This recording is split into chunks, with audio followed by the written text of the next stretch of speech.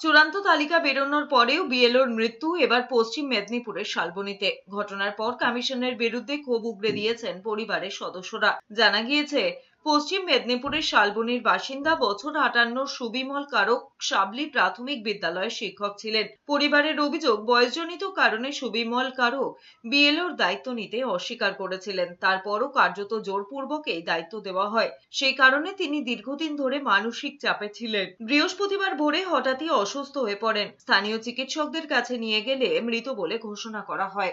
যখন আসে বাপি গিয়ে জানিয়েছিল বিডিও অফিসে যে এবারে করতে পারবে না, যেহেতু হার্ট অ্যাটাক স্ট্রোক দুটো হয়েছে, এত প্রেসার নেওয়া যাবে না। 1171 জনের আমাদের এখানে। তো সেখান থেকে যেহেতু আমাদের পুরো চত্বরে কোনো টিচার নেই, তো বাপিকে করতে বাধ্য। মানে যে এই যে পাড়ায় ঘোরার ব্যাপারটা ছিল, একা একা ঘুরেছে, ওখানেও অসুস্থ হয়েছে অত রোদের মধ্যে দিয়ে, ওখানে অনেকবার মাথা ঘুরিয়ে পড়ে গেছে, তারা এসে দিয়ে গেছে বাড়িতে।